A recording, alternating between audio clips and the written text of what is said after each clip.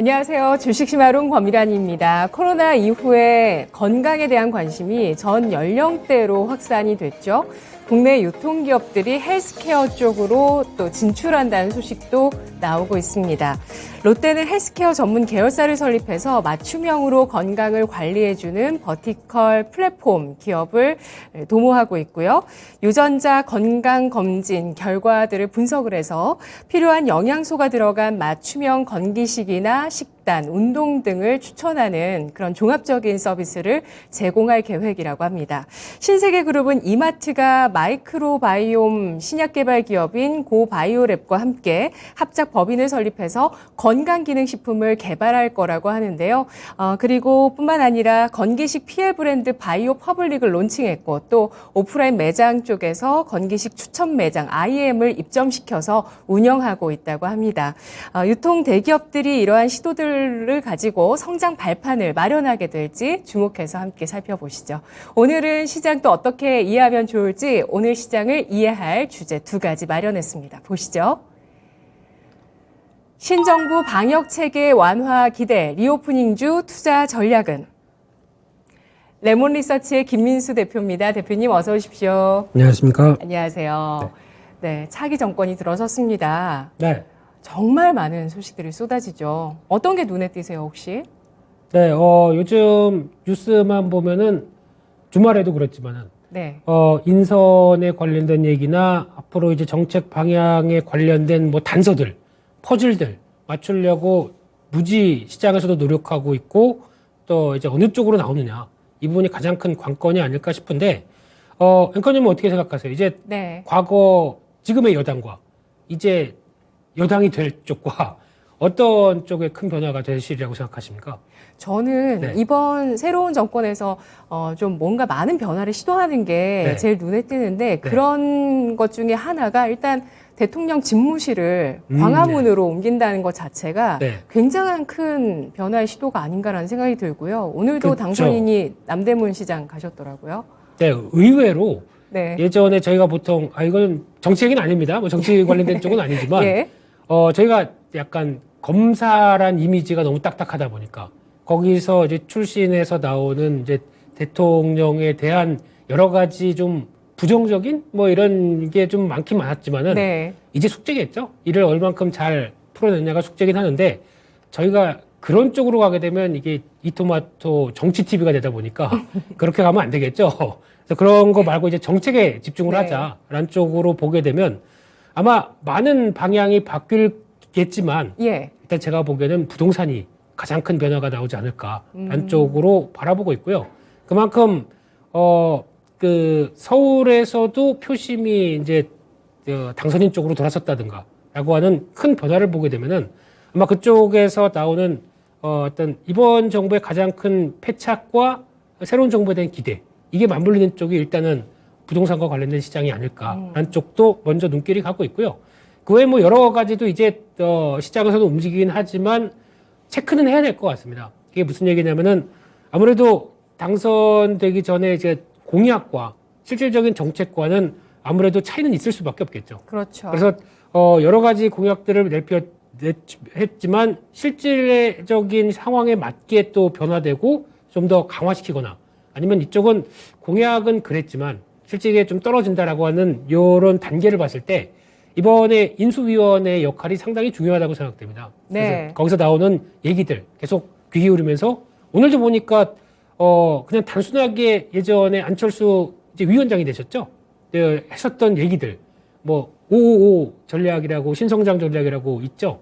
거기서 나왔던 대표적인 AI 그리고 또 관련된 데이터 산업 육성 이런 네. 쪽이 벌써부터 시장에서 움직이네요. 그러니까 네. 안철수와 윤석열 당선인 네. 각 두 어떤 정치인 이제 네. 정치인이 됐죠. 그 두 사람의 공약의 공통분모를 시장에서 찾고 있다는 점도 그렇죠. 주목을 해주셨고요. 무엇보다 부동산 시장이 가장 주목된다라고 말씀해 주셨는데요. 네. 지금 말씀해 주셨듯이 이제 단일화가 그냥 말뿐인 단일화가 아니라 대통령 인수위원회 위원장으로 안철수 국민의당 대표가 네. 임명됐습니다. 그러면서 또 안철수 대표하면 위원장 하면 또 이 의사 출신이라는 게 주목이 되고 그렇죠. 그리고 코로나 팬데믹 당시에 또 대구까지 직접 찾아갔고 그렇죠. 이런 점들이 또 주목되는 만큼 과연 앞으로 새로운 정권에서 어떻게 코로나를 또 극복해 나갈지 그렇습니다. 여기에 대해서도 좀 주목이 될 수밖에 없는 상황인데요. 지난주에 좀 많은 것들이 바뀌었어요. 하나하나 그렇습니다. 좀 살펴볼까요? 네, 그래서 네. 일단 방역 체계에 관련된 쪽만 본다고 하더라도 네.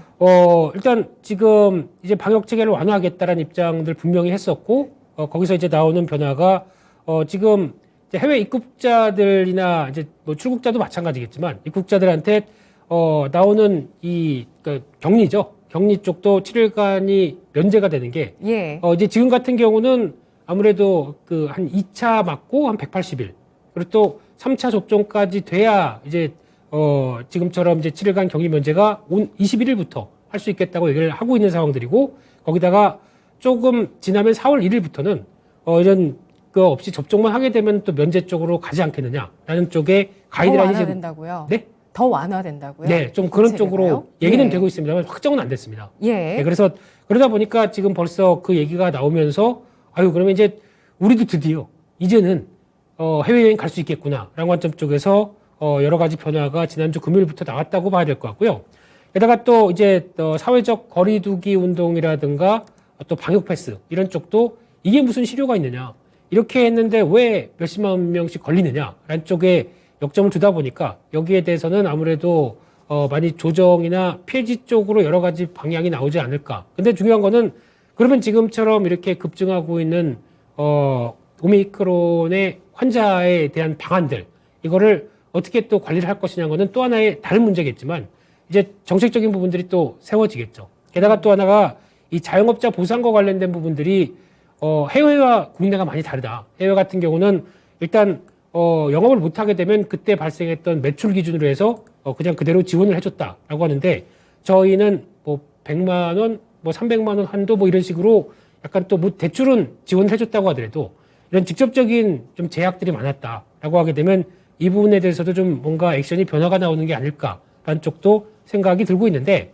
일단 가장 큰 변화는 그거라고 봐야 되겠죠. 일단 지금 같은 경우 요즘 아이들 학교 보내기 전에 일주일에 한 번씩 이거 이런 표현 써서 그렇지만은 돌리죠. 네. 그런데 이게 아직도 너무 싫어합니다, 그걸. 예. 제 막내는 도망가요. 예, 네. 그쵸. 도망가서 뭐 이불 속에서 안 나옵니다. 네. 어쩔 수 없고요. 예. 그래야 이제 등교가 되고 있는 상황들이고. 초등학생들은 매일 검사하게끔 지침이 또 내려왔더라고요. 아, 그런가요? 예. 저는 아직까지 월요일마다 하는 걸로 알고 있어서. 네네. 근데 저도 오늘 봤어요.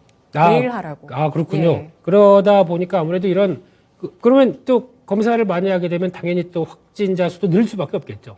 그런 쪽에서 이런 이제 지금 현재 나오고 있는 자가진단 키트 하고 이제 PCR 검사로 넘어가는 이런 과정들도 네. 아마 지금 물론 중증 환자 수가 1,000명이 넘어가다 보니까 아직까지 부담은 있다고 하더라도 이런 어떤 체계나 검사와 관련된 부분에 여러 가지 변화들도 좀 바뀔 게 아니냐라는 생각들도 좀 들고 있는데 근데 중요한 거는 이런 이제 오미크론 관련돼서 지금 시장에서 특히 방역 당국은 한 3월 중순 정도면은 거의 정점이 아닐까라고 생각을 하고 있는데 이거는 잘 모르겠습니다. 지금까지 유럽이나 미국의 패턴을 지켜보게 되면 전 국민의 한 20% 정도 감염이 돼서 거기서 자연 면역과 함께 발생이 되기 시작해야 정점을 찍고 내려온다는 분석이 있는데 네. 근데 저희는 아직 20% 정도가 되기에는 조금 더 좀 시간이 필요하지 않나라는 생각도 들고 있고요. 게다가 가장 또 두려운 문제, 새로운 변이가 나오면 어떡하느냐, 이런 부분들. 그러면 거기에 대해서 제대로 대처를 할 수 있겠느냐. 물론 한번 걸리게 되면은 뭐 차라리 요즘 인사가 그거라면서요. 걸렸다 나오신 분들한테 슈퍼 면역자 되셨다고 축하하는 분위기랍니다. 요즘에는. 그래서 물론 그리고 또 걸릴 수는 있겠지만은 그렇다고 하더라도 이런 면역 체계가 강화되면서 나오는 변화가 좀 더 다른 변이 쪽에서도 좀 영향을 끼칠 수 있을 것인가는 아직은 모르겠습니다만 예. 또 새로운 변이가 출현하게 되면 이것도 부담이 크겠죠. 이런 부분들. 델타크론 얘기도 나오고는 있는데 네. 위험도가 높다는 내용까지는 전해지진 않는 것 같아요. 미국 정도? 미국 유럽에서 지금 퍼지고 있다고 하죠. 네, 델타 오미크론 합성돼서 델타크론. 그렇게도 합성이 되네요. 예. 네, 그래서 지금 발견했던 쪽에서는 아직 그렇게 큰 위협은 아니다라고 했는데 저희가 뭐 코로나19도 처음엔 큰 위협 아니라고 그랬었죠. 네, 그러다 보니까 아직 좀 지켜봐야 되겠지만은 이런 부분들이 정점이고 이제 리오프닝으로 금방 갈 거야라고 하는 기대감을 저희가 벌써 4번째, 5번째 갖고 있었었죠. 예. 그러다 보니까 이번에는 진짜겠지. 하지만 또 삶이란 게 그런 것 같지 않습니다. 사회생활이 또 그런 것 같지 않고요. 그래서 네. 어떻게 될지는 좀 더 지켜보자라는 마음으로 봐야 될 것 같습니다. 네, 그렇습니다. 최근 들어서 확진자는 계속 늘어나고 있지만 오늘 방역 당국에서도 나온 이야기가 다음 주 정도면은 코로나 확진자 수의 정점을 볼 수 있지 않겠느냐라는 네. 전망을 내놓았고요. 다만 또 다른 여러 변이들 가능성은 배제할 수 없는 상황입니다. 이런 가운데 정부가 해외 입국자의 격리 면제 21일부터 시행을 하고요. 여기에 해당하는 사람들은 국내외 백신 접종을 완료하고 접종 이력을 등록한 사람들에 한해서지만 네. 4월 1일부터는 해외에서 접종하고 접종 이력이 없더라도 격리가 면제되는 그런 수순으로 가게 됩니다. 그리고 코로나 진단 체계 역시도 변경되면서 완화되는 이런 방역 체계의 모습들을 볼 수가 있는데요. 네. 자, 이러면서 시장에서 여행주와 항공주가 주목을 받습니다. 실제로 뭐 노랑풍선이나 뭐 모두투어, 하나투어 이런 여행업체들이 이런 정부의 발표가 난 이후에 미주 지역에 대한 여행 문의가 늘었다라는 그렇죠. 소식도 뉴스를 통해서 나오고 있어서요. 기대감은 좀 가질 수 있을 것 같은데 유가가 올라가서 이 유가 상승 같은 경우는 여행주나 항공주에 부담이 되는 요소거든요. 어떻게 봐야 될지 짚어주시죠. 그렇죠. 일단 가장 중요한 게 그거 같습니다. 일단 여행이 제대로 되기 위해서는 저희가 출국하는 것도 중요하겠지만 해외에서 또 입국하는 것도 중요한 변화가 되겠죠. 그래서 같은 여행 섹터, 뭐 면세점 섹터, 뭐 이런 다양한 리오프닝 섹터가 있다고 하더라도 카지노도 마찬가지겠지만 중요한 거는 출국 때뿐만 아니라 입국하는 외국인들에 대한 동향도 중요하다라고 하게 되면 일단 외국인들이 그러면 한국에 들어올 수 있느냐라는 문제도 또 나오겠죠.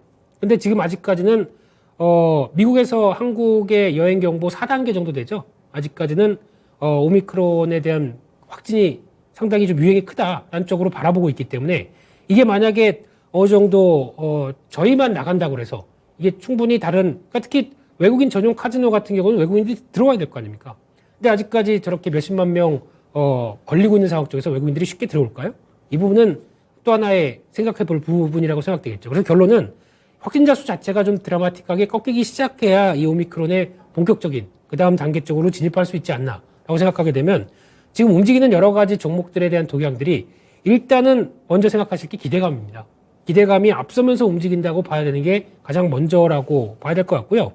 게다가 또 항공주도 또 최근에 많이 움직이죠. 항공주 같은 경우나 어떤 항공주의 가장 실적에 변화를 미치는 것 중에 하나가 두 가지를 거시적인 지표를 보게 되면 첫 번째가 유가입니다. 두 번째가 환율이고요. 근데 유가 같은 경우는 그러니까 항공사 같은 경우는 대표적으로 제트유라고 많이 쓰거든요. 이게 그러니까 정제를 했었을 때 가장 극점에서 나오는 최고 순도 이렇게 얘기를 하다 보니까 네네네. 좀 비쌉니다. 예. 그러니까 정제를 한다고 하더라도 가장 비싼 쪽에 속하기 때문에 이거를 쓴다고 하더라도 지금 같은 상황 쪽에서 유가가 이렇게 올라간 마당에 부담이 될 수밖에 없겠죠. 주유소에서도 진짜 체감합니다. 몇백 원씩 올랐어요, 최근에. 용산에 이런 얘기 드려서 죄송하지만 예. 용산의 한 주유소에 어제 본 거는 휘발유 2,800원대까지 봤습니다. 아, 네. 그 근처에 와. 주유소가 거의 없어요. 네. 그러다 보니까 약간 독점적인 지위를 누리기 위해서 이런 게 아닐까라는 생각도 있다 보니까 예. 저는 그게 거의 뭐 가장 좋은 휘발유가 뭐죠? 뭐 고급 휘발유인 줄 알았어요. 아니더라고요. 그래서 차 좀 많이 덜 다니겠다라는 생각도 드는데 네. 마찬가지로 항공주에 대한 부담도 지금은 있다고 봐야 될 것 같고 또 지금처럼 환율이 1230원대 정도까지 들어가면서 이런 압박을 받게 되면은 아무래도 리스를 하는 입장 쪽에서는 부담이 될 수밖에 없겠죠. 그리고 또 여행하는 입장으로 봤을 때는 원화가 강세가 돼야 이제 환전해서 나가서 좀 쓸 수 있겠다 싶은데 이 정도면은 약간 좀 고민이 될 수 있는 단계지만 중요한 거는 일단 나가게 해달라. 이게 더 중요한 거죠. 한 2년 동안 못 나가다 보니까. 그래서 이런 분들도 일단 체크를 해야 될 것 같고요. 근데 최근 들어서 또 하나 나오는 얘기가 이 여행 관계 쪽에서 일단 좀 대외적인 관계. 이쪽이 이번 정부가 어떤 식으로 펼쳐나가느냐도 또 중요한 부분으로 보여지고 있는데. 한중일 관계 말씀이세요? 그렇죠. 예. 네. 그래서 이번에, 당선인이 해외 쪽과 통화를 했을 때 당선 축하합니다. 그리고 이제 전화 저희 식으로 돌리는 거 있죠. 네, 저 진급했습니다. 이러고 돌리는 것처럼. 근데 돌렸을 때 가장 먼저가 미국, 그 다음이 일본, 그 다음이 중국이라고 합니다. 이게 외교의 방향성을 나타내지 않을까요? 그렇게 되면 이제 미국은 그렇다고 치고 두 번째 일본과의 관계를 개선하겠다는 입장으로 나와서 혹시나 지금 일본 같은 경우는 교류가 그러니까 이동이 많이 중단된 상태에서 한 2년 사이에 어떤 변화가 나왔냐면 K-팝에 대한 인기가 저희가 상상할 이상으로 많이 올라갔다고 합니다. 그래서 지금 네. MZ 세대 쪽에서는 한국에 대한 이 화장이나 한국 팝에 대해서는 아주 열렬하게 얘기를 하고 있다 보니까 이게 문호라고보다는 이 교역이 이제 다시 좀 정상적으로 가기 시작하게 되면 변화가 좀 좋게 나오는 게 아니냐.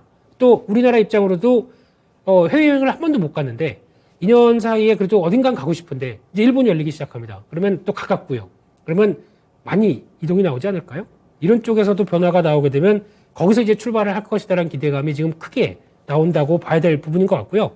물론 정치적인 미묘한 이런 뉘앙스는 제가 뭐 말씀드리고 싶지 않습니다. 뭐 반일이니 뭐 이런 것보다는 이런 이제 정책적인 변화가 이렇게 신정부 쪽에서 움직이는 게 아니냐라는 쪽에 대한 흐름들을 좀 체크를 해야 될 것 같고요.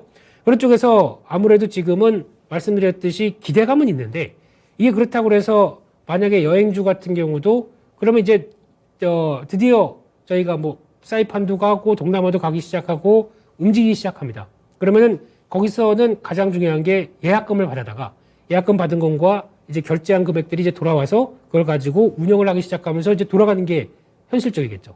근데 그게 처음에 그러니까 지금은 어떻게 보면은 그 사이에 얼만큼 잘 현금을 가지고 버텼느냐 이거의 문제지만 실적이 반영되는 속도 같은 경우는 좀 늦겠죠. 그래서 이게 확인되기 시작하기서부터는 지금까지 보면은 여행사들이 매출액이 몇천억 대 있던 게 이제 100억도 안 나오는 회사들이 속출하고 있죠.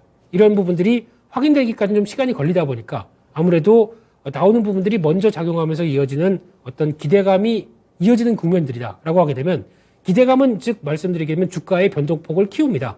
쭉 갔다가도 이거 또 작은 뉴스에 따라서 또 흔들리는데 오늘 같은 경우는 지금 화장품주들이 또 급락하고 있죠. 예. 이런 쪽은 중국에서 다시 방역을 강화시키기 시작한다. 이번에 또 팍스콘도 문을 닫는다고 하죠. 며칠 동안.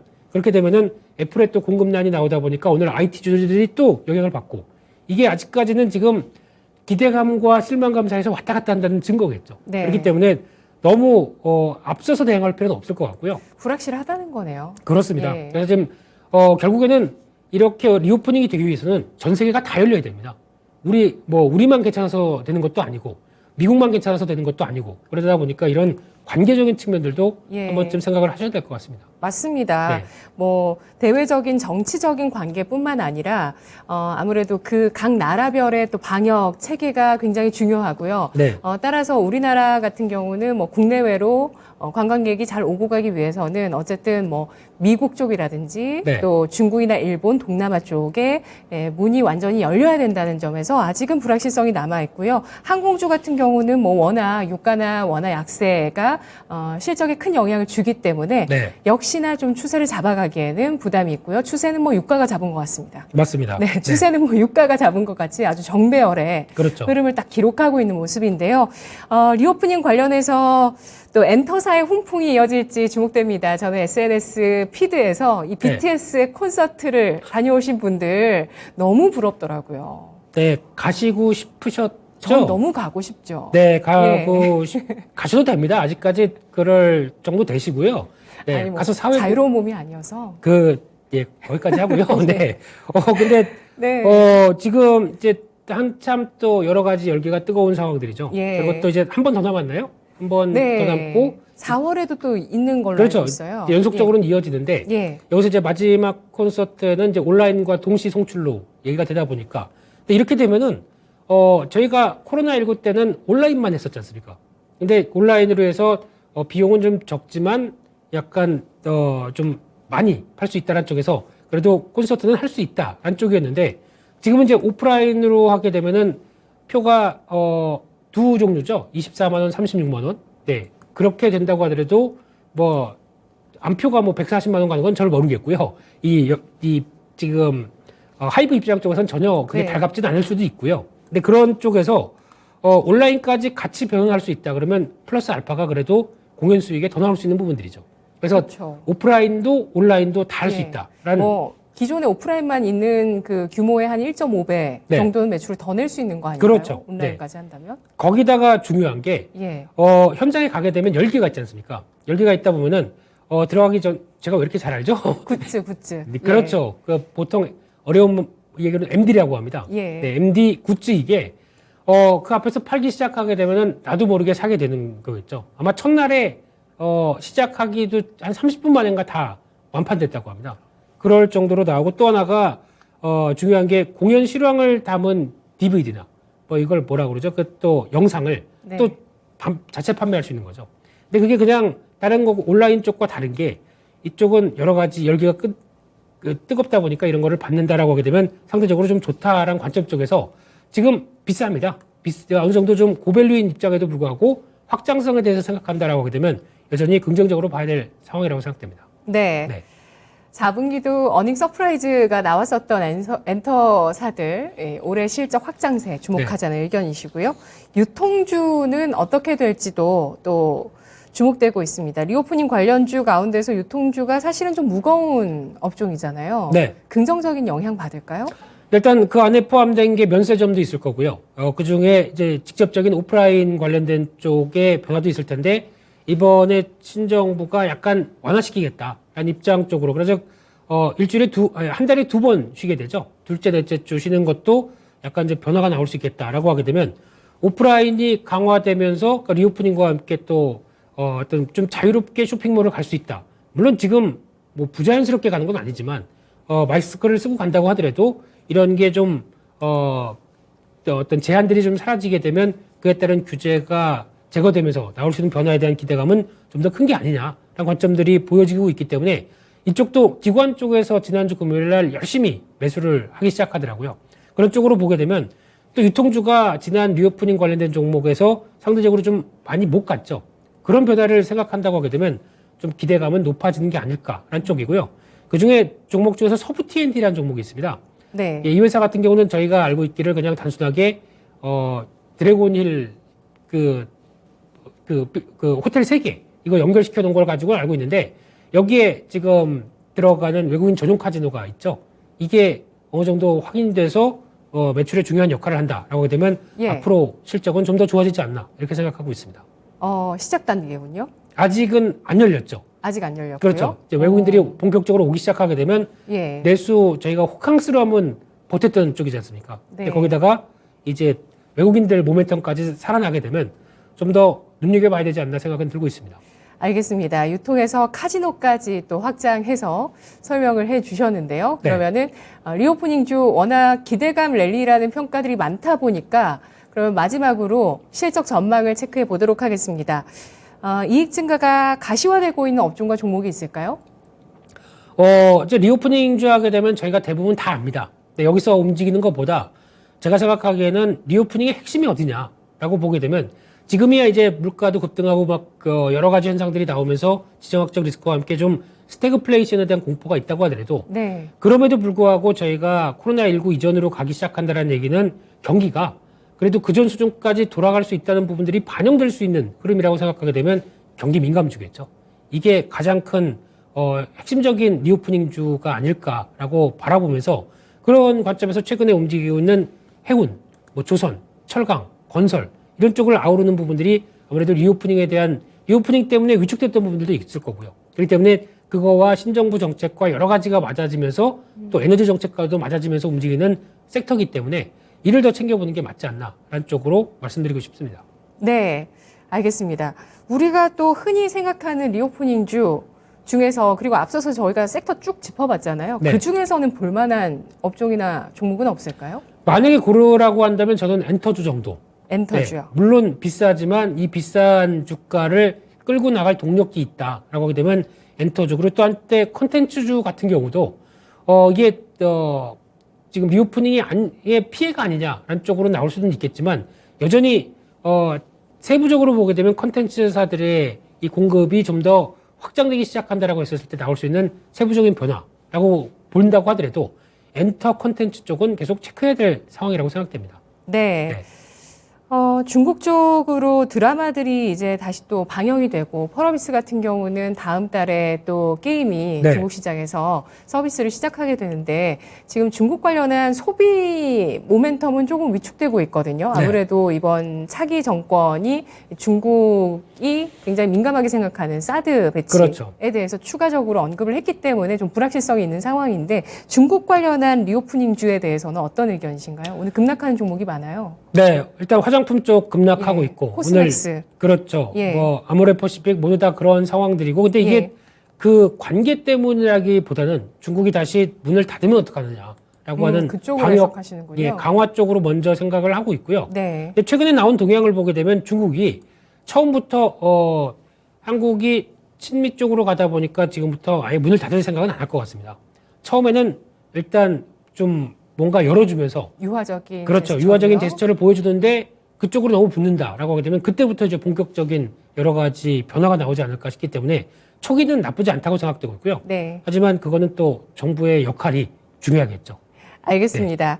리오프닝 관련주 가운데 증익 기대감이 있는 섹터 좀 범위를 확장시켜 주셨습니다. 공급망 차질과 뭐 여러 가지 좀 이야기들이 또 함께 얘기될 수 있는 쪽이기도 한데 그래도 그 와중에 올랐던 쪽이네요. 예, 조선, 해운, 건설 그리고 또 어떤 섹터죠? 조선, 철강. 해운, 건설, 철강. 네. 예, 이 섹터를 리오프닝 수혜주로 분석을 해주셨고요. 그리고 엔터주와 컨텐츠주까지 관심 있게 지켜볼 리오프닝주로 분석했습니다. 첫 번째 주제였고요. 이어서 두 번째 주제 가보시죠. 사우디 국부펀드 NC소프트 2대 주주 등극 영향은? 네, 지난 금요일장에 나왔던 소식입니다. 최근 들어서 이 사우디 오일머니가 국내 게임사들에 대한 관심이 높아지고 있죠. 네. 예, 먼저 NC소프트 2대 주주로 등극한 사우디아라비아의 국부펀드 소식부터 좀 살펴보겠습니다. 규모부터 알아볼까요? 네, 사우디아라비아 국부펀드 PIF라고 합니다. 이쪽이 617조 원 규모. 뭐 그냥 617억도 아니고요. 예. 조라고 합니다. 네, 그동안 네. 기름을 팔아서 이렇게 덩치를 키웠네요. 예. 그냥 이제 부럽지도 않습니다. 1조 쏘는 거 뭐 문제도 안 되겠네요. 네, 그러다 보니까 이번에 넥슨에 2조를 투자했는데요. 뭐 그렇게 크지 않네. 뭐 이 정도면 괜찮지 않아라고 살 정도. 뭐 그렇게 봐야 될 것 같고요. 4대 지주로 올라섰습니다. 그리고 NC소프트가 1조 9천억, 2조가 조금 안 되는데 지분율이 한 9.2%대 2대 주주로 올라섰고요. 그런 쪽에서 그러면 이게 그냥 한국 게임만 사느냐? 그건 아닌 것 같고요. 2020년도 말부터 보니까 액티비전 블리자드 이번에 마이크로소프트로 인수됐죠. 이 회사뿐만 아니라 또 유명한 게임사 EA라고 하는 EA 스포츠라고 나오는 이 회사 일렉트릭 아츠죠. 예. 이 회사부터 테이크 투 이런 회사들까지 모두 다 지분을 늘려가기 시작하면서 글로벌 게임사에 대해서 투자는 진심으로 하고 있다. 이런 쪽이 확인이 된다고 봐야 될 것 같습니다. 예, 뭐 우리 게임사뿐만 아니라 해외 게임사들의 지분을 모아 나가고 있는 이 사우디아라비아 국부펀드 움직임을 보실 수가 있는데요. 근데 특히 우리나라 게임사 같은 경우는 주요 주주로 올라섰단 말이죠. 그렇습니다. NC소프트는 2대 주주고요.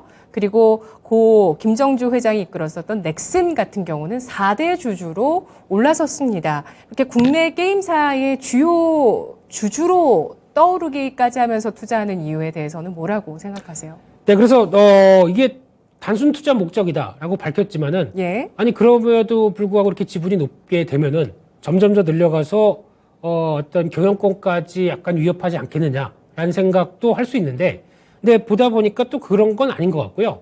지금 빈 살만 왕세자죠. 일단 이 실권자죠. 사우디아라비아의 실권자가 예. 또 게임 관련된 쪽에서 회사를 하나 차렸습니다.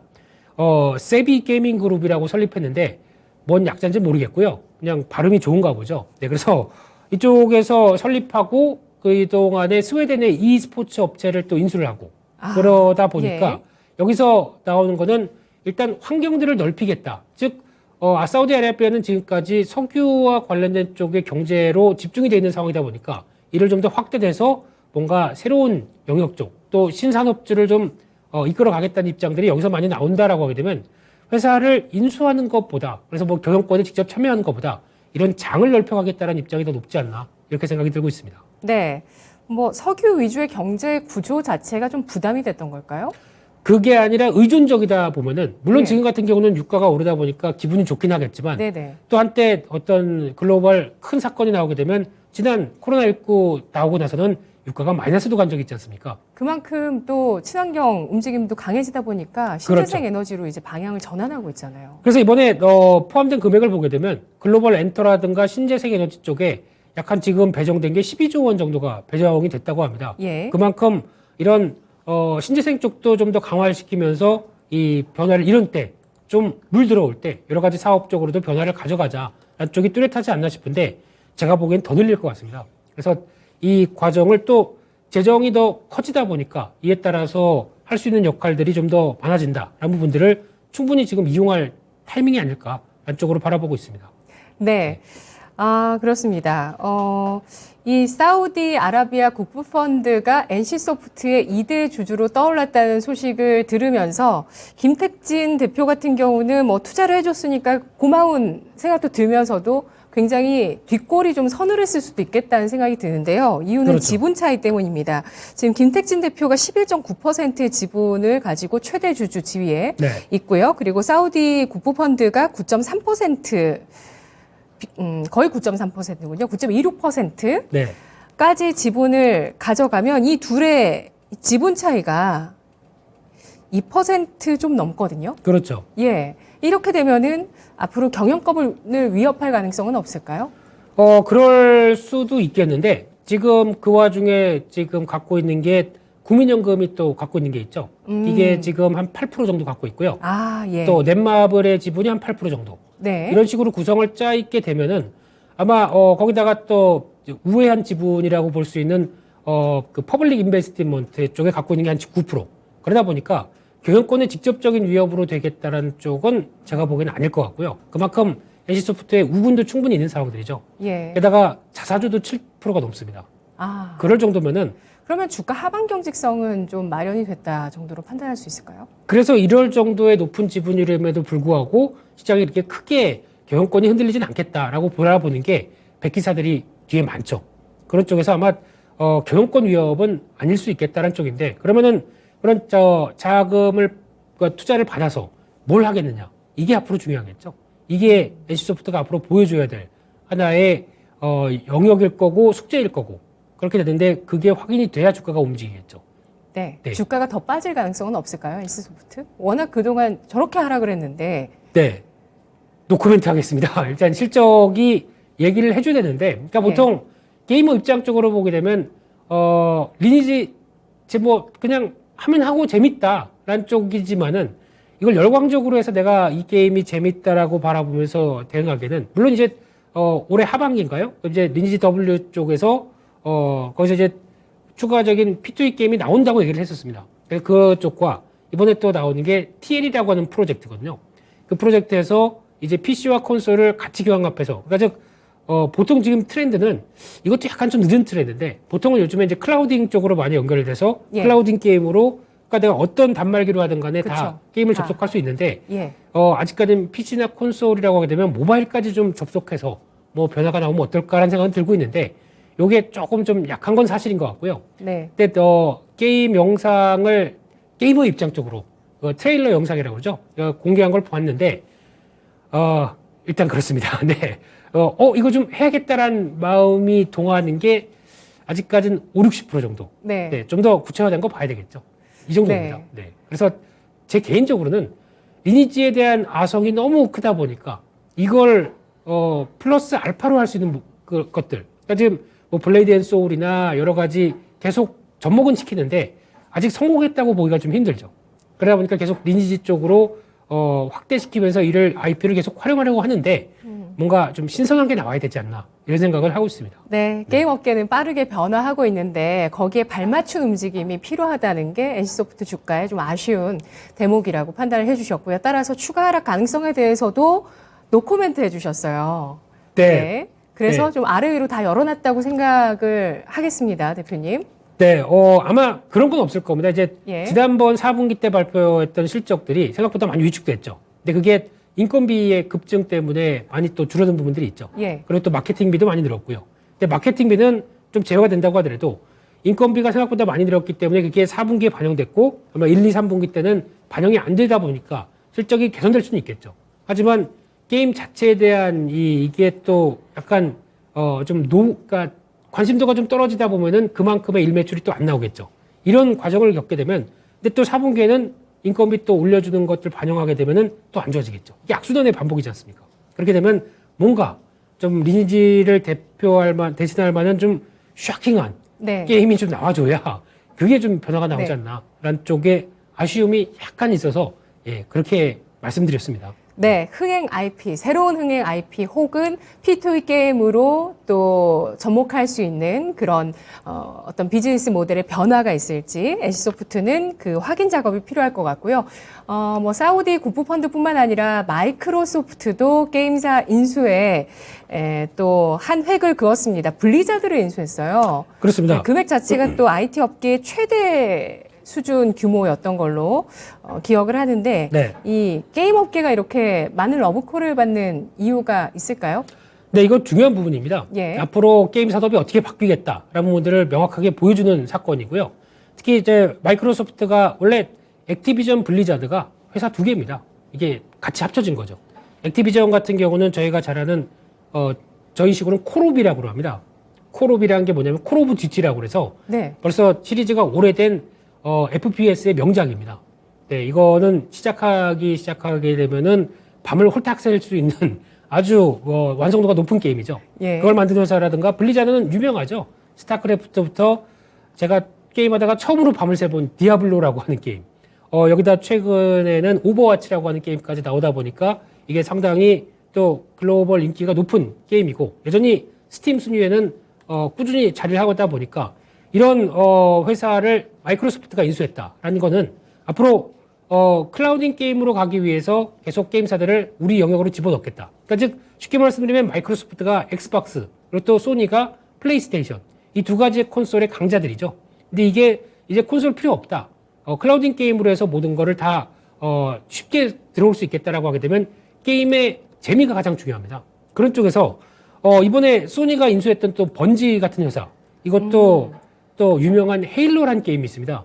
예. 네, 이것도 상당히 좀 오래된 게임인데 여전히 인기가 떨어지지 않는 대표적인 또 이 슈팅 게임이죠. 이런 2월에 좀 인수 소식이 나왔네요. 4조 3천억 원. 맞습니다. 네. 예. 이렇게 한다는 얘기는 그럼 반대로 말씀드리게 되면 이런 좀 어느 정도 기존의 게임 콘솔사들이 계속 우리 쪽으로 들어오라 클라우딩으로 들어오라고 하는 이런 인수 과정들이 앞으로도 계속 펼칠 수 있겠고 국내 게임사에도 그런 기술력이 있다고 하게 되면 혹시나 조금 더 인수 쪽으로 들어와서 약간 이제 게임사들의 몸값이 높아지는 게 아니냐라는 쪽도 생각은 할 수 있겠죠. 근데 이거는 좀 앞서 나간 얘기고 이 게임 시장이 클라우딩 게임이라는 어떤 변화로 바꿔가고 있다. 이런 거는 충분히 보셨으면 좋겠습니다.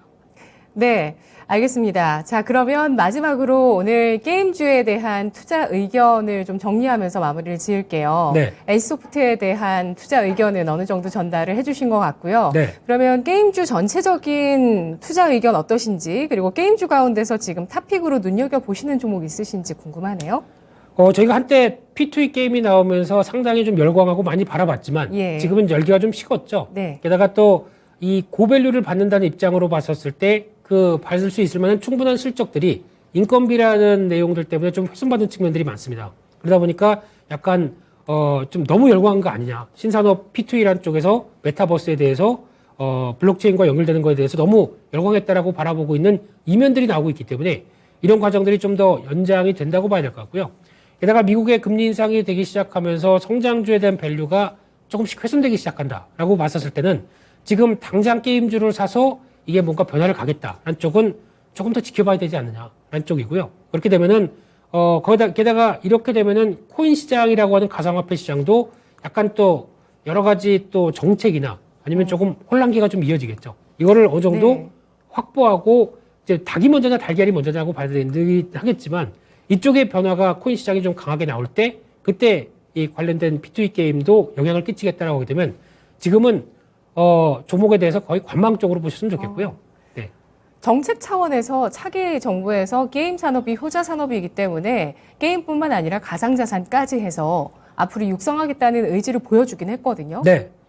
구체적으로 어떤 명시화된, 그러니까 즉, 구체적인 정책들이 확인이 돼야 움직일 예. 것 같고요. 그때 만약에 게임주들이 한번 움직인다. 개인적으로는 혹시 한번 좀 파셨다가 다시 접근하는 쪽으로 가시는 게 좋지 않나, 이런 생각을 하고 있습니다. 이유는 금리인가요? 금리도 그렇고 인건비가 생각보다 좀 셉니다. 그러니까 보통 작년에 그냥 주변에서 들어보니까 뭐 개발하는 저 친구들의 입장으로 보게 되면 아니 나는 안 올려주면 다른 데로 이직하겠다는 입장입니다. 그러면 기존에 있던 것 다 올려줘야 되거든요. 이런 식으로 계속 인상이 나오는 도미노가 게임사 입장 쪽에서는 그렇게 썩 달갑진 않겠지만은 그러면 당연히 실적에 대한 위축으로 나올 수밖에 없고 게다가 또 그것까지 풀어 줄지는 모르겠습니다. 52시간 근무제라든가 이런 노동력의 탄력성들을 얼만큼 또 풀려주느냐, 이것도 게임사에는 상당히 중요한 역할로 나오고 있고요. 왜냐하면 게임사들이 게임을 출시를 하려고 하는데 그런 것 때문에 52시간 법적인 또 이런 내용들이 있다 보니까 야근을 못 하게 되죠. 그러면 이때까지는 출시하기로 했는데 또 연장되면은 시장에서는 실망감만 나올 수밖에 없죠. 이런 부분들도 좀 컨트롤을 해야 될 필요가 있기 때문에 정책적인 부분들이 얼만큼 강도가 센지 또 이에 대해서 게임사들의 역할이 얼만큼 돼야 될지는 일단 지금보다는 좀 더 확인하고 대응해도 늦지 않다고 생각됩니다. 네, 알겠습니다. 오늘 정책주라고 볼 수 있는 두 가지 카테고리에 대해서 확인해 봤는데요. 리오프닝주와 또 게임주를 알아봤습니다. 게임주는 계속해서 굵직한 뉴스들은 계속되고 있습니다만 현재 게임주 투자 심리가 미국의 금리 인상으로 인해서 위축되고 있는 만큼 관망하는 것이 좀 더 중요한 투자 전략이라고 보고 있고요. 그리고 앞으로 정책에 따라서 영향을 크게 받을 것으로 예상되는 만큼 정책을 잘 확인하실 필요도 있겠다는 점 체크를 해드렸습니다. 오늘 분석 잘 들었습니다. 감사합니다. 고맙습니다. 네, 주식 시마론이었습니다. 오늘도 투자 판단에 도움드릴 수 있는 여러 내용들을 알아봤습니다. 다만 주가의 상승과 하락을 보장하지 않는다는 점을 유의하시면서 투자해 나가시길 바랄게요. 네, 유가도 그렇고 환율도 그렇고 상승으로 방향을 잡은 게 꺾이지가 않고 있는 상황입니다. 시장에 부담을 주고 있고요.